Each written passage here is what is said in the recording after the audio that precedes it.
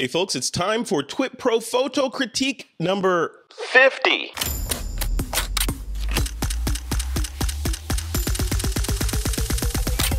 This is TWiP. Hey, welcome back to another TWiP PRO Photo Critique. I am Frederick Van Johnson. We've done 50 of these critiques. I can't believe how fast the time has gone by, but you know, we're gonna knock these out. Hopefully we'll be doing another 50 more of them, but we may have to slim them down a little bit because we're becoming victims of our own successes in the popularity of these guys. Joining me to talk through today's submissions is my buddy and partner in crime, Mr. Troy Miller. What's going on, man? Hey, how's it going? This is great. 16, right? What'd you say, 16 images? I think there's 16 or 17 in there. Yeah, something like that.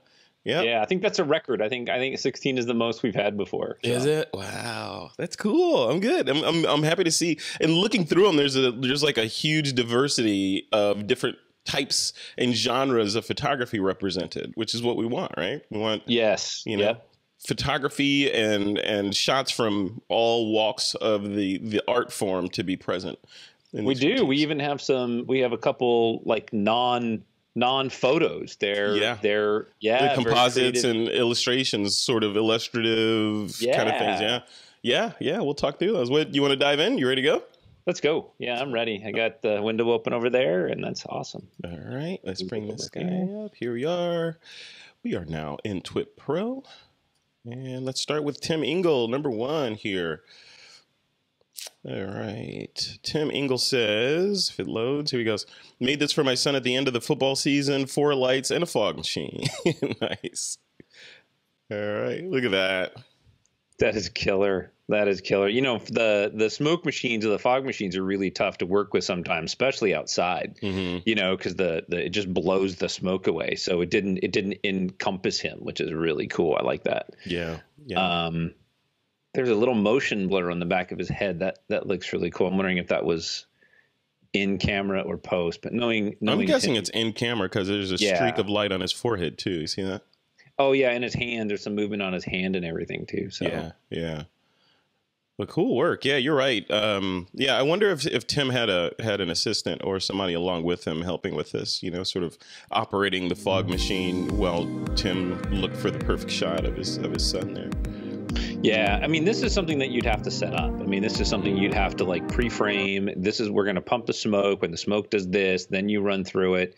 So a lot of intention. So, you know, looking at the direction of light, this has a lot of intentional purpose, which is important when you go into a situation like this, as opposed to just get whatever is there. Yeah. Now, are you known for using smoke machines at your weddings? No, I don't. But I do. You know, smoke is like fire, and I like fire, so I've played with smoke many times. Really? Nice. Yeah, it creates a cool atmosphere, and you can get a smoke machine for like $22 for a small one. Yeah. For in-studio stuff, it's amazing for creating real-world atmosphere. It's really nice. And I've seen people use like smoke machines, like Tim. I know Tim has a smoke machine. He uses it in the studio a lot, and when he goes out to Preston Castle from time to time. But also, I've seen people use those colored smoke bomb sticks a lot. You know, have you've seen those things? Like they use on aircraft carriers and whatnot. Yeah, I have seen those. The challenge with those, and those are cool in the right environment, but like in an urban environment where you're outside or you're in a neighborhood or you're in a studio, they put off a lot of smoke. So you got to be careful. Yeah. They don't really have an off switch either, right? No. And it's a thick, heavy smoke. Yeah. More of a kind of a beach thing, I would guess. Well, cool. Awesome. Well, thank you, Tim Engle, for your submission on that one. Next one is Armando Bruck. And Armando says this was took in the very tradition run that happened every year on the 31st of December in the street of downtown Sao Paulo, Corrida de São Silvestre. In summer in Brazil, and runners receive a cup of water because it's really hot, and they throw it to the floor. 600 millimeter, ISO 800 f6.3, 1/3200th of a second. Yeah, that's really neat. So these are all the cups that people throw down. Wow. Yeah, yeah. I was looking at that and I'm thinking, oh my gosh, hopefully nobody slips or falls when they're stepping on those. But there may be gaps in between the cups that we can't see. Yeah, he's got the angle. Yeah. Yeah, but photojournalistically, what an amazing shot. And I love the contrast of the blue of the cups versus, the warm tone of the legs, and then that yellow shoe. It's just like, this is great. This is really nice. Yeah, I dig it too. It could almost be parts of the ocean, looking like that, with all that plastic floating in the top, right? Well, you know what? You might want to contact whatever the name is on that cup, because that's a good ad for them. Maybe or maybe not. They might get backlash of, look how you're polluting Sao Paulo. with your. Okay. Yeah. Have you considered paper containers or something? But yeah, no, I dig the shot. But you're right. The warm skin tones and the yellow and the blue and the white of socks against that sort of aquamarine color of the trash there is fantastic, and it really makes it pop. Yeah, it really does. Very well done. Nice crop. It's clean. It's not, you're using composition fantastically well. And initially I thought, oh, we should crop out a little bit of his shorts, but actually I like that because it sort of frames in, his leg right there. So yeah, very well done. Yeah, that's superb. Superb. Wow, Armando, you got a superb out of Troy Miller. Look at that. Well, they open up like thesaurus for words that mean good. Superb is right up in there. All right. Thomas Aaron is up next. He says, I just finished 2 weekends of shooting portraits to update our church directory. Here's the first one I post-processed. What are your thoughts? And do you have any post-processing tips that can help me improve the pic? All right. Wedding and portrait photographer.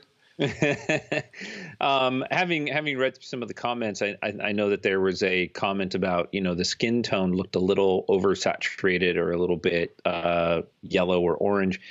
And, I'm thinking that maybe it was overprocessed a little bit. So the nice thing is that like in Lightroom or Capture One, that you can zero balance off something black, something gray, and that'll help you kind of get a 0 point without pushing it too far. If you're going to do a lot of portraits and you want to get the colors exact, just get yourself a gray card, like an 18% gray card or a color picker swatch or something. Yeah. And just have them you just photograph it one time. And then the light stays the same if you're using studio lights. That'll help you just use your color picker on it, because then you have a known gray, 18% gray, known true black, known white under those lighting conditions, right? Yeah, yeah, and it's amazing the subtleties in people's skin tones. So you want to honor whatever that skin tone is for them, so they look like themselves, right? If they're tan or if they're pale or if they're red, you want to make sure those colors come out. In this situation, though, I would have suggested moving away from the wall a little bit.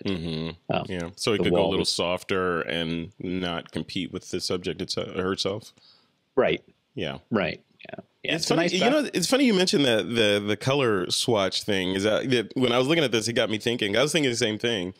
And I remember back in the day when we were color printing, with an enlarger, and you know how fun that is, right? Oh yeah. So color printing with an enlarger, and we used to shoot a Gray Tag Macbeth color chart in the first frame or the first couple of frames, so that we have something to sort of balance to, because you're in a dark room all day, your eyes just get completely out of whack, right? So you need a standard to print to, otherwise, you come back the next day and everything you printed looks cyan or yellow or something, right? Right. Yeah, so the best suggestion for post-processing is, one, use your eyedropper to get zero color balance within. And that means you can click on her teeth, you can click on the whites of her eyes, you can click on the gray in the background, you could even try the black of her jacket.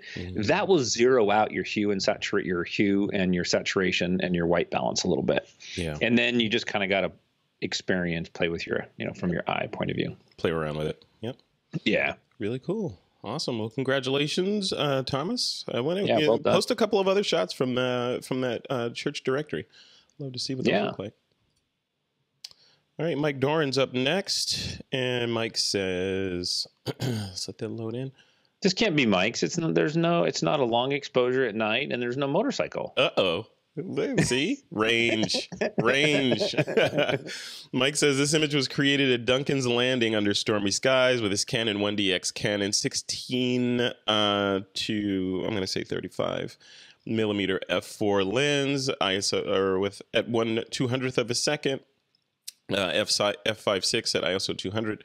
And he did his post-processing in Capture 112 and Photoshop 2019. Oh, good for you, Mike. I know you were playing with Capture One, so. Yeah. Thanks. Let's bring that in. My networks has been a little sluggish lately. I don't know. Nice.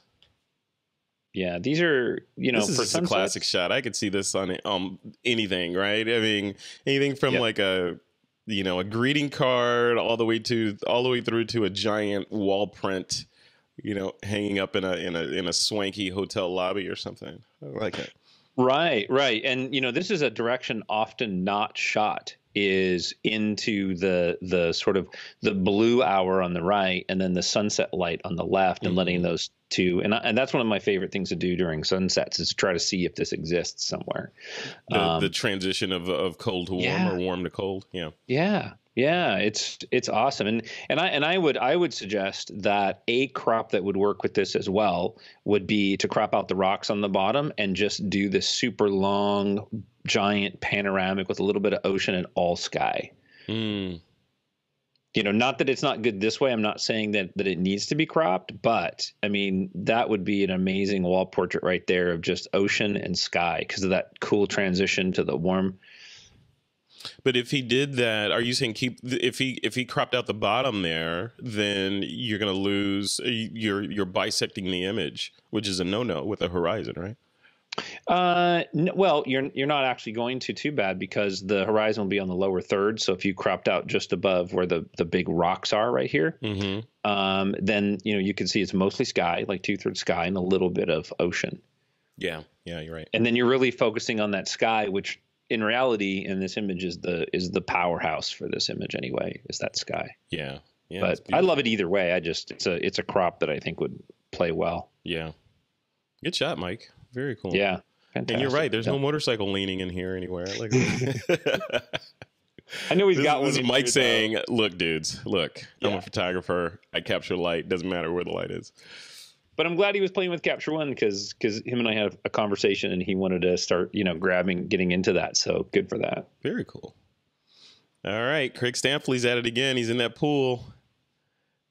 All right. This is Belinda in less than optimum conditions. 24 millimeter, 1/250th of a second, f6.3 at ISO 1000. Yeah. This is fantastic. This just makes you want to stare at it and think, like, what's going on? My brain just starts building stories. Like, this could be anything, right? It could be like a shot from a horror flick, or the lady in the sea, you know, coming up before she gets her mermaid legs or something, you know? Yeah, it is beautiful. I love the color palette too. It's this whole wash of aquamarine, blue, greenish in there. Oh yeah. I mean, it's so surreal and it's abstract, yet we know what it is. The composition is really nice. I think that I would try to get her perfectly balanced dead center, whatever that is. I mean, make the left and right exactly the same and the top and bottom exactly the same, in relationship to each other. And because I think this image screams symmetry, and having her right in the middle would give it a little bit more impact. I would love to see the series from this. I think this is such an amazing image. Yeah. And when you say put her in the middle, are you saying her whole body mass or just sort of her head area? The whole body mass, the elbows, the head to the feet. I think, you know, you'd have to play with it, but it feels like right now the subject is too low in the frame, and I want the subject to come up, and the right side has more space than the left. So I'm just thinking this image just screams some kind of intentional balance, whatever that is, whether it's tight on the right and left and open on the top and bottom, whatever. You just want some symmetry in there. Yeah. It's already hinting towards symmetry. You just want to like make sure you lock in the symmetry. Yeah. I love the fact her eyes are open, and you could clone in like a little tentacle, like a giant squid tentacle in the background you can barely see. Oh, see, now you're thinking. See, yeah. or a submarine back there, or Aquaman, you know, could be in there somewhere. Aquaman. Right? I'm just saying. All right. Cool. All right. Craig Stampfli, thank you for that. Next one is Ryan Cansler. And Ryan says, this is how my girlfriend takes a couple photos of us. Oh, look at that. There he is in the background. Nice. Nice. Yep. Well, Ryan, I think that she's doing you justice, right? She's including you in her photo. Exactly. And she owns this photo. So technically, what would you say about this photo? I think the only thing I would say about it technically is the sky being blown out. But what are you going to do about that? Like, what could you do about that? Can smartphones handle that kind of exposure? They can sometimes, right? They have a hard time with it, like an HDR, but in this case, you just want to shoot from a higher angle. She could just lift that camera up a little higher, or you can just crop it. I mean, it's a selfie, so it only has so much range that you can do. You could just make it black and white and grainy, and then that would be okay. Or you're part of your expertise is swapping skies into shots like this. Oh man! So you could put a heavy-handed sky in there somewhere. Hang of that right there, yeah. You know that's gonna be the albatross that follows you around for the rest of your life. Right? Just that one occurrence. Renee has branded you. Right. At some point, we should talk about that image. So I know we should totally. It's an amazing story and it's an amazing life lesson, right? I mean, it's actually very productive. I learned a lot from being critiqued in front of a bunch of people. Yeah, by somebody I didn't know at the time. Exactly. Well, you didn't know her personally, right? You kind of knew of her. Well, okay, so let's just tell the story real quick, because I think that what it does is it outlines how important critiques are, right? Yeah. So we're at WPPI and we're sitting down with a bunch of friends, and somebody introduces me to Renee Robin and says, "Hey, show Renee some of your photos." And I show Renee the groom standing in front of the big building that I had got on the cover of PPA magazine and had got really high scores there. And in this little bar, she looks at my phone. And she goes, "Oh, the sky's wrong." I mean, like there was no pleasantries. It was like, "Oh, hey, Troy, how you? Nice to meet you, Renee." And but the sky's wrong. And then she went on to very kindly explain to me why the sky was wrong, and she was absolutely right. And meanwhile, Frederick and a couple other guys are like laughing their asses off at me because now, here's the thing. And then the next day I'm called out in the middle of one of her master classes. Oh, yeah, that's right. I forgot about that. Yeah. But she was absolutely right. The skies could have been better. I learned a lot from that. I made a good friend from it, and it challenged me to be better at skies. Yeah. So yeah. And now whenever you look at a sky, you consider doing that, you got a little Renee Robin sitting on your shoulder. Right. I do it for my clients only. I don't show anybody else. There you go. Cool. Well, thank you, Renee, for motivating me to be better at Photoshop and look at my images. See? Look at that. Yeah. That's how it's tough love, man. Tough love. You gotta feel it. All right, let's get back into the critique here. Ryan, thank you so much for that one. Moving down the line, Kai Gradert is up. Kai says, move my palette out of the way. Passage of time, the mountain ridge lit up for only a brief moment. The sun brought out the beautiful foliage of the trees. This was a good reminder to always be open to different opportunities. I was waiting for Half Dome to open up from a layer of clouds. Meanwhile, this ridge nearby opened up. And that's, for those that don't know, that's Yosemite National Park here in California. Let's bring that up.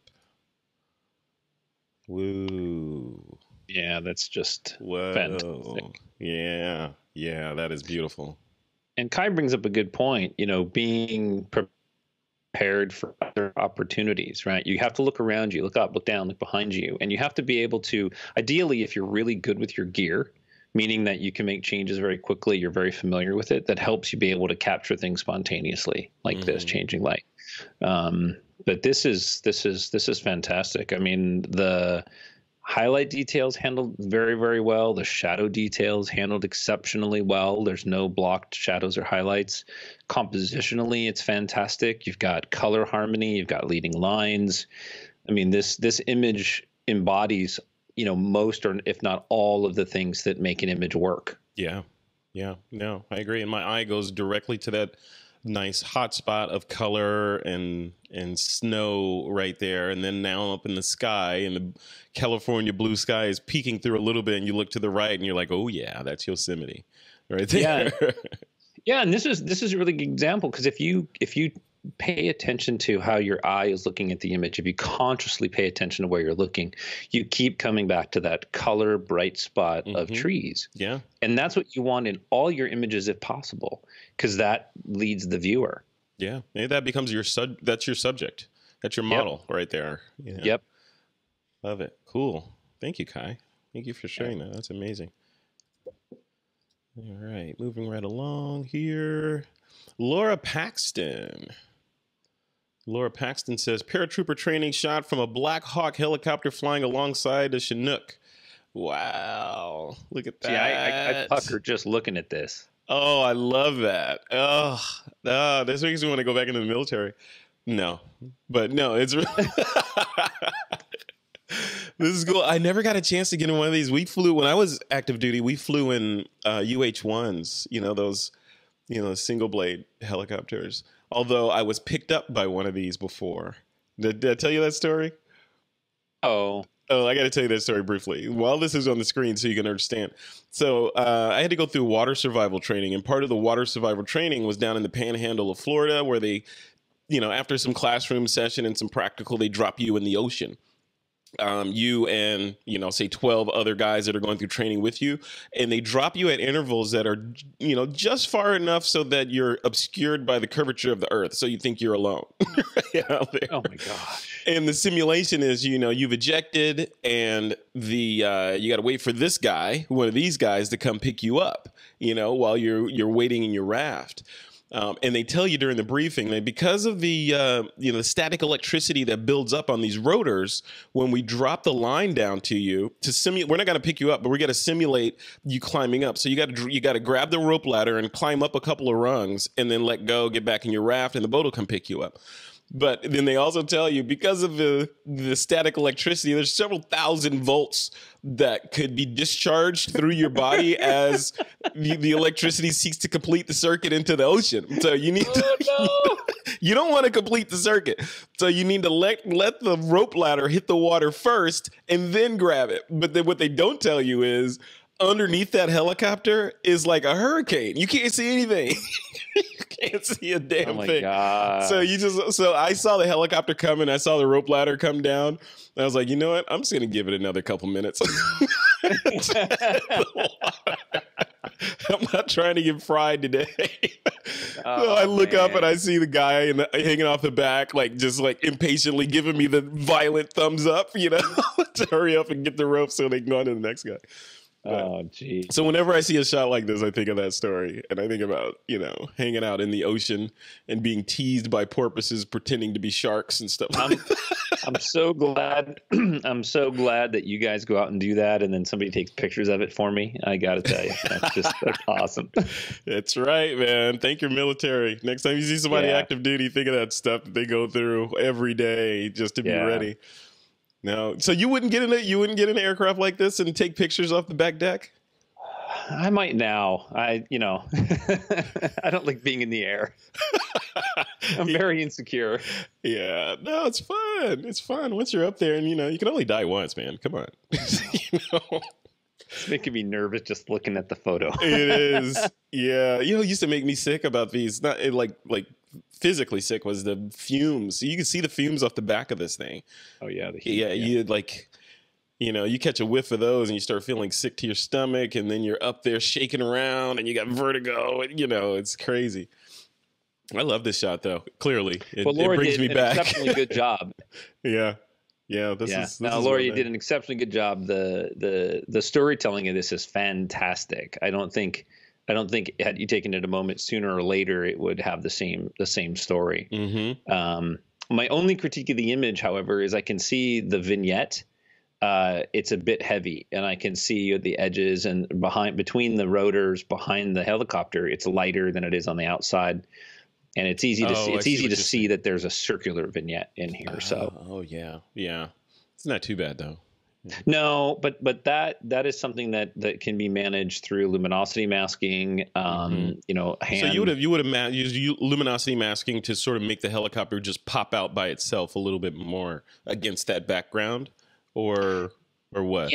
Yeah, definitely. I mean, you could select the background based on luminosity and then select the area and then push that down, right? So that it's more organic looking as opposed to just a circle. Yeah, and that's hard. Yeah, you know. And then you could dodge the helicopter up, bring some of the highlight, not the overall exposure of the helicopter, but just the highlights, and it'll pop off the background a lot more. Yeah, very cool.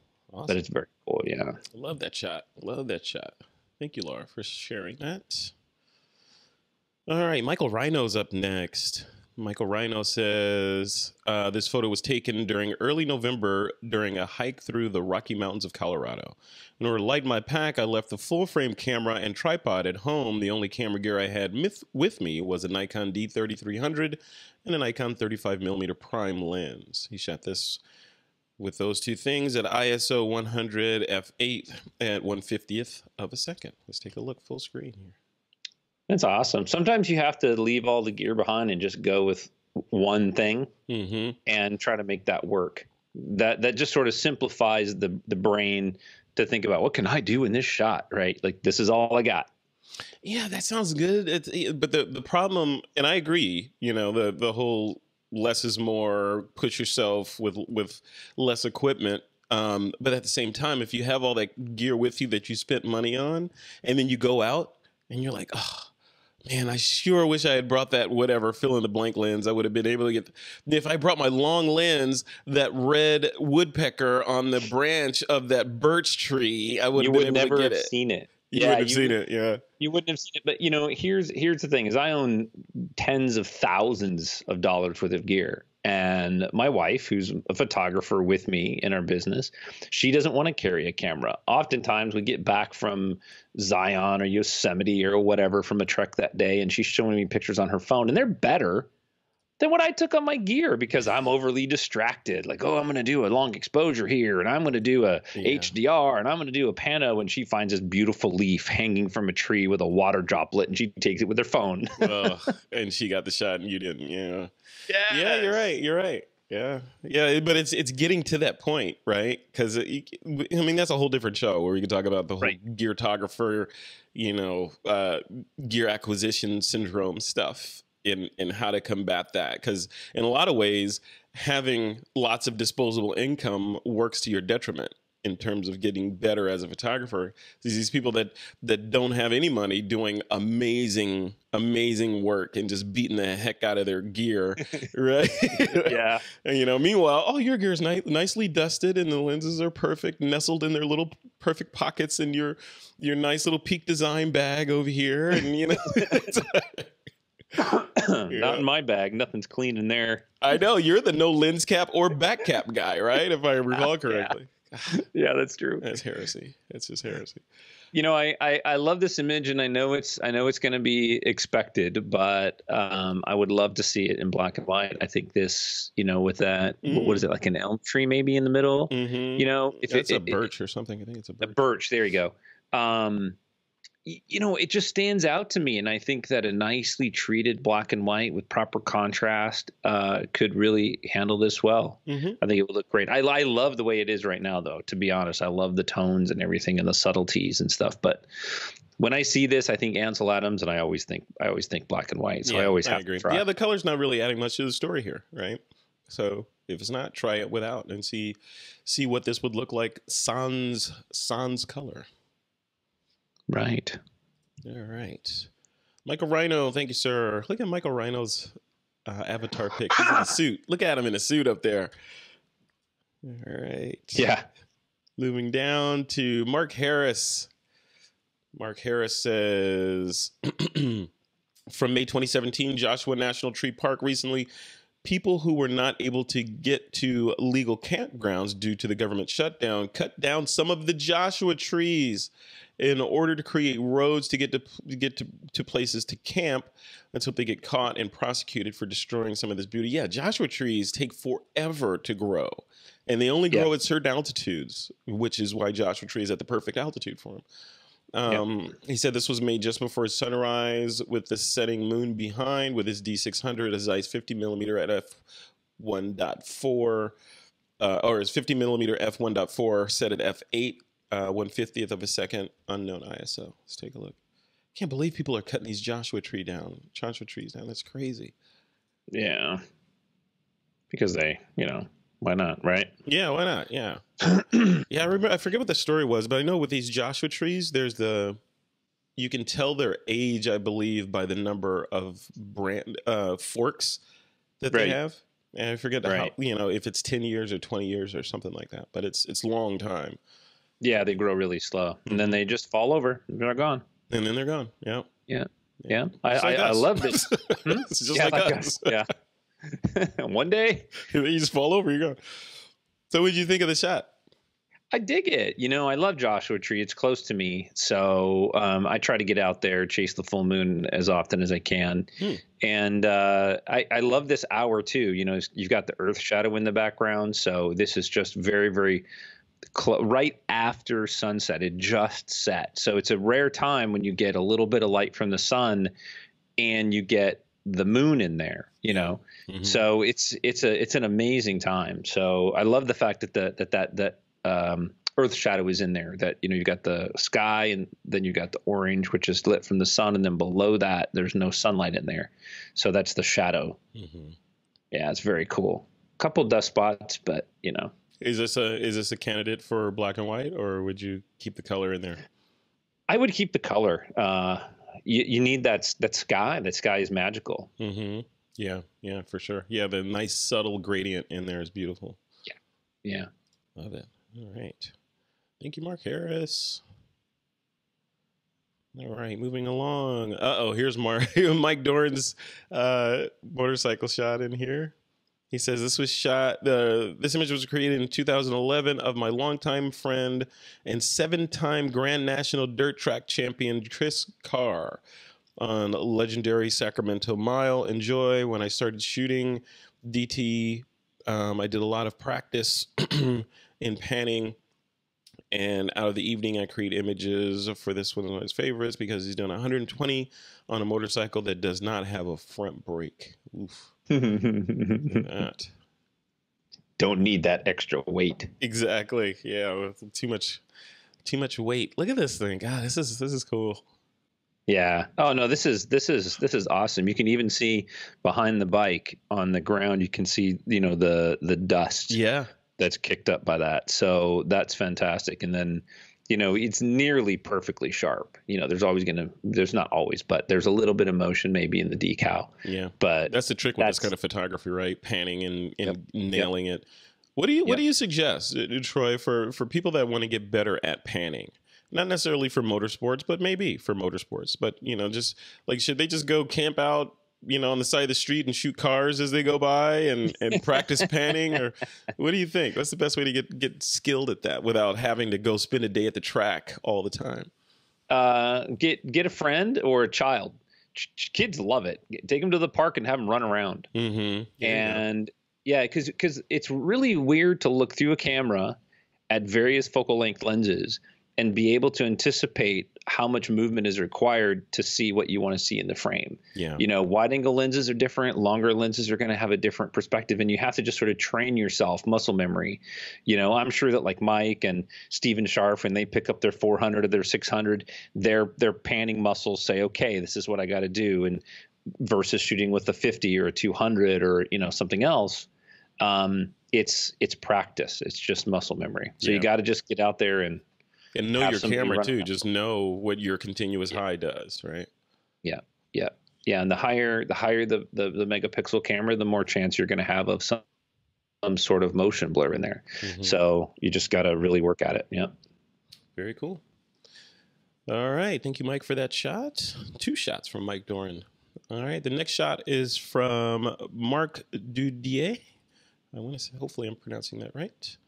He says, in his quest to understand lighting, tested some fashion style shoes. This is a shot with his D750. All these Nikons floating around. His D750 Tamron 17 to 35 at 32 millimeter ISO 230 at f3.8, 1/200th of a second. Yeah, I think the Nikon people are revolting because there was so much Fuji talk going on for a while. Now the Nikon people are like, hey, there's more to life than Fuji green here. Come on. There's a little Nikon yellow and black. It's so funny. That's funny. Yeah. Look at this shot, though. Okay, portrait photographer. Put on your portrait photographer hat. I have a feeling I should take bets. I should write down what I think you're going to say and see how close I am. I already know one thing you're going to say, but go ahead. Oh, I mean, overall, I'm looking at the pose and I'm thinking, okay, this is a very aggressive pose, if you will. And part of it is I'm looking at her makeup, and I think that her body language doesn't fit, and her hair doesn't fit the makeup. Right. It looks like she's got like maybe some tear lines or some smudges or something. Yeah. It's like she just finished crying. Like, the story in my head is, she was getting all dressed up to go out with someone and she got stood up, and now she's feeling bad. A little more disheveled in the pose, but he did say in his comment that it's about the lighting. He was testing some fashion style lighting. Yeah. So I think the lighting is pretty well handled. The background, though, I mean, depending on where that light lands on the background, I think you could have vignetted that a little bit, not vignetted, but put up a gobo or something to block it from the wall, and go more like a noir style lighting on just her face and the couch. Yeah, is that it? Well, I'm leaving some for you. You're gonna say something about the head's face. Of course. See, I knew it was bugging you. Your OCD was like fingernails on a chalkboard. I know. I could hear it way up here. Yeah. I mean, really, and here's the thing, like I if you've listened to many of these videos, you know that, I say that a lot, but go to an art gallery and go look at the portraits, the way that they're painted by the masters. They always give the body space in the frame. Or they intentionally come in super mega close to create tension. The in between, to me, it doesn't work. It's like, I don't know. Did you do that on purpose? Do you want it that tight? What's the reason? So be extreme. Be extreme about it, relatively speaking. Intentional. Be intentional about it. Yeah. I like that. Intentionally extreme. Exactly. Yeah, it should be intentional. I mean, if you wanna crop off that little bit of hair at the top of her head, that's fine. You do that, but probably better you don't. Don't do that because he'll mess with Troy. He'll be like thinking about this image all week. And I just another suggestion for this image is watch. When you're posing and you're playing with lighting, I get it. There's a lot of distractions. You intentionally put the purse there. You laid all that stuff out. You fixed her hair and everything. Watch out for like the fabric that's causing a tail in the back. Right. Very easy to fix that stuff before you take the shot, and that's just practice. Yeah. And black and white. This would look really good, black and white. I knew you were going to say that too. You had to get that in there. Because it would. It would, actually.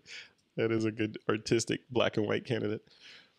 All right. Mark, thank you so much for that. All right. Fredy Sedano is up next.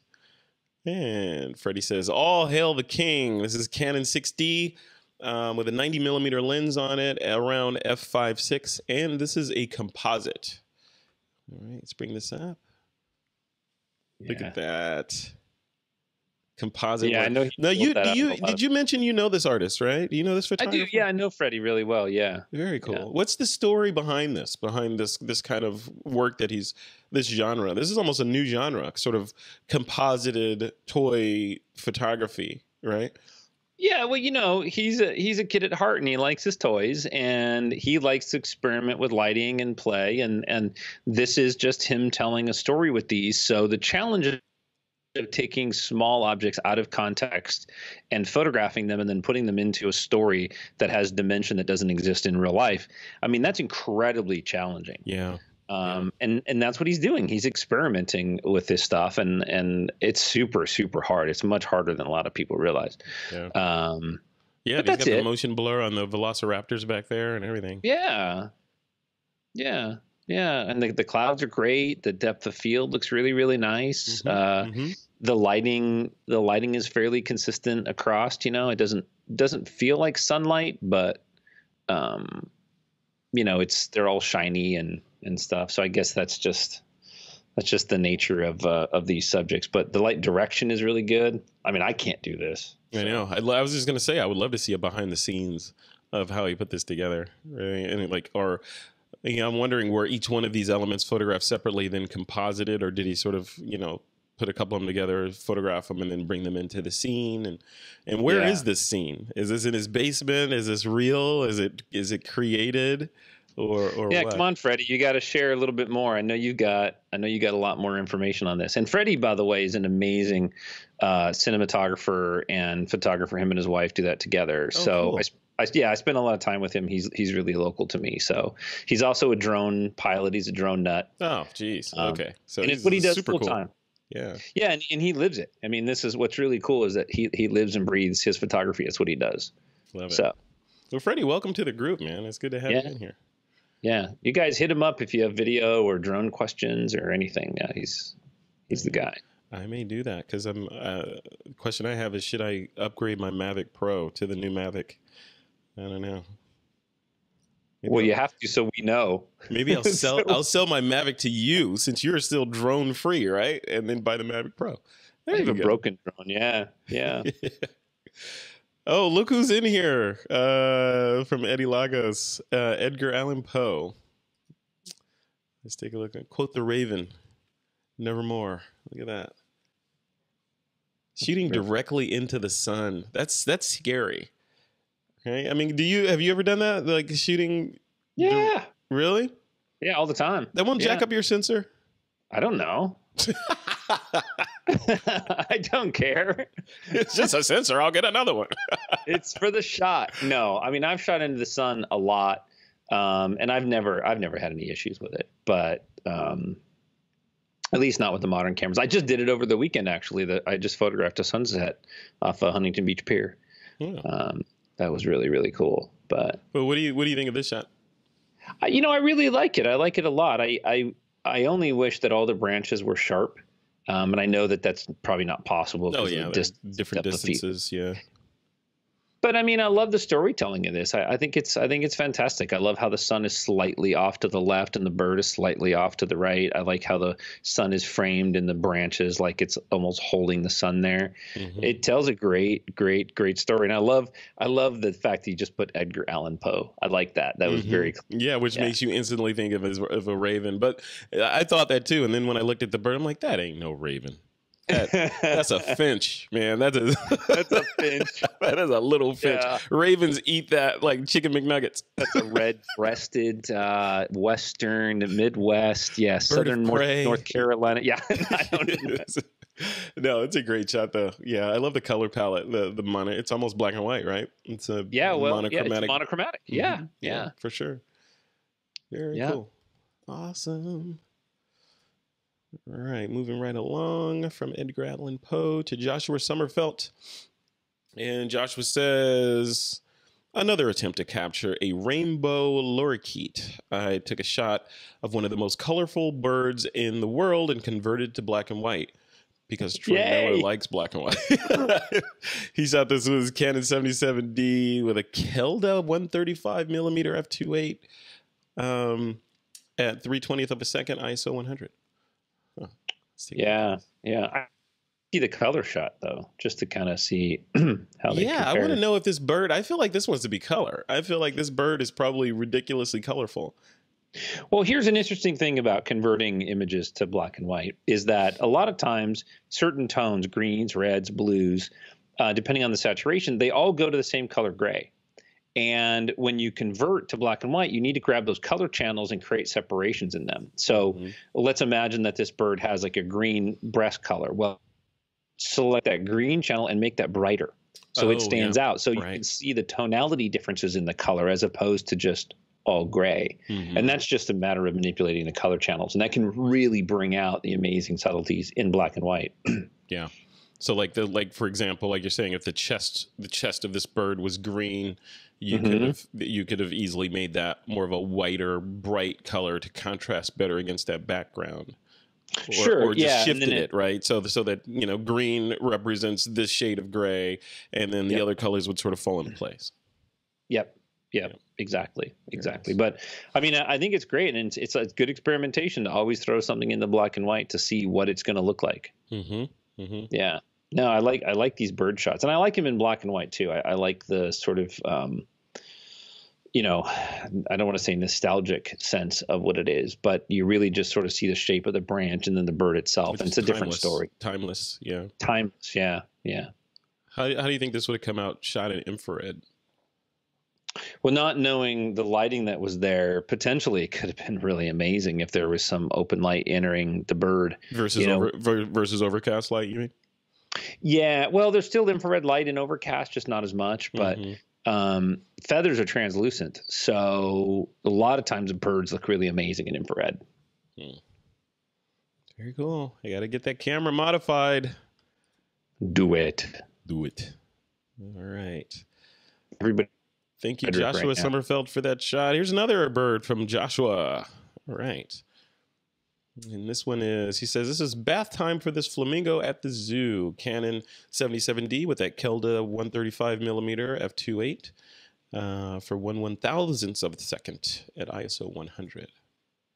Look at that image stopping power right there. Yeah. That's really cool. You know, I think you know, shots like this, I love the water and everything. Possibly this could be an abstract, you know, where you don't show the head of the flamingo, just show the neck, part of the body, and then just the water. Make it very abstract. There's lots of little abstract shots in there. Yeah, you're right. I'm holding up my hand now, looking at it. Yeah, that's really cool. Kelda lenses. Have you ever heard of Kelda lenses? I haven't. I have to look those up. Joshua, let us know why you're shooting with Kelda lenses, and are they something we should be looking into? I'm curious now. All right, thank you for that flamingo bath time. Interrupting that poor flamingo's bath time. Can't get a minute by himself while we're shooting him. All right, here's another one from Fredy Sedano. Yeah. This one is Thanos, the Infinity Gauntlet. Shot this in studio November of last year with a Sony A7R II with a 90 millimeter f5.6.5 5-second shutter. Focus stacked. Nice. Water droplet. What else? Okay. Oh, I see what he's saying. Oh, he shot the water droplet with his A7R II at 90 millimeter at f5.6 at 1/100th, and then the Milky Way was a Canon 6D 30-second exposure at f2.8 with a Canon 14 millimeter. Okay, so he's saying multiple cameras that he used to shoot this, and then brought everything together and composited. Wow. Yeah, nice. Good for you for shooting all the elements of the image. That's good. Yeah, that's my boy. That's my man right there. Yeah, Thanos. What? Thanos or Fredy? Yes. Yeah. Snap. Yeah. Thanos was mean. He was a mean god. Yes, he was. He'll get his though. He'll get his. No, I dig it. I dig it a lot. I think that you know, these are often really hard. I mean, when you enter these in competition, they're also hard for the judges to critique. That they just don't really know, you know, how to look at them. Yeah, when I first saw this in there, I was like, "What is this? This does not fit in with the rest of the shots that we were used to seeing." Right. Right, but it is, you know, they're all photographed and they're all, you know, lit with exposures and shutter speeds and photons captured. So, yeah, absolutely. For me, this image just needs some more space. I feel like it's too tight. Right, like he's in space, and I think the water drop bottom maybe should be a little more translucent. So he stands out. Yeah, it's hard to say. You know. Yeah. I dig it the way it is, though. I'm not saying it's not good. I like it. I do like it. Yeah. Not just because he shot it with my old gear. Oh, now I see where this is going.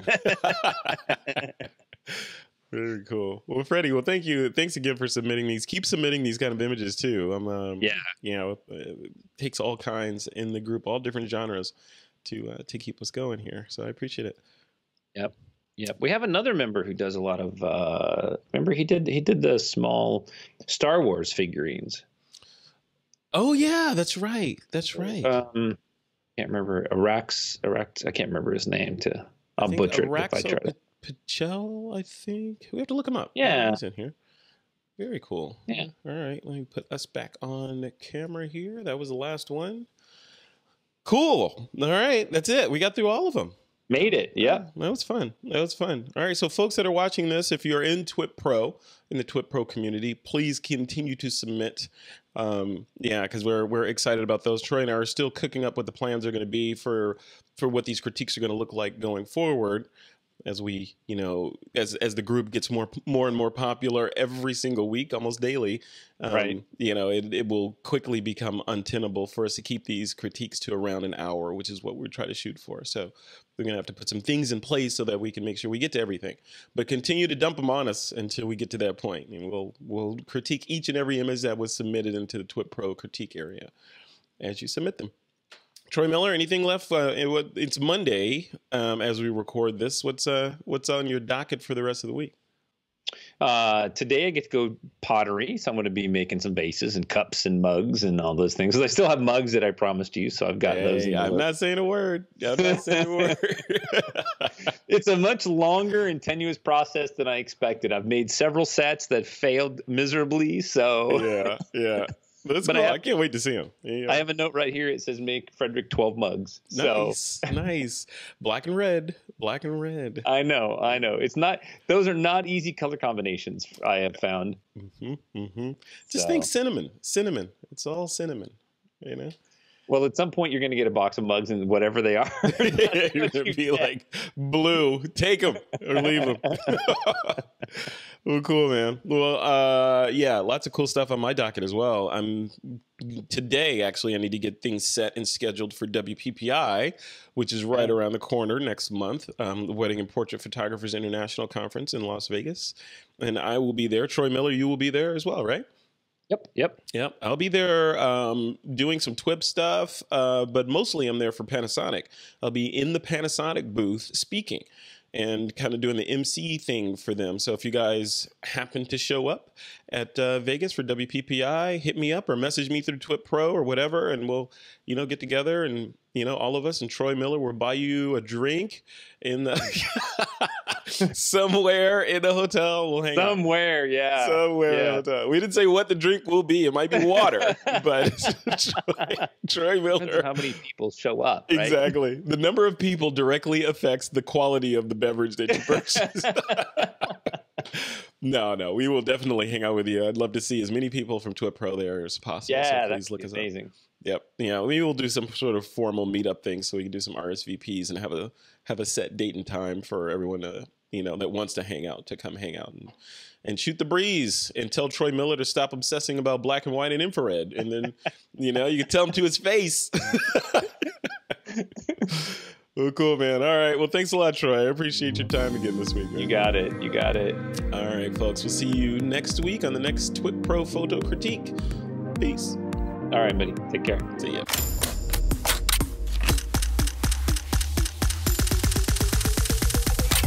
This is TWiP.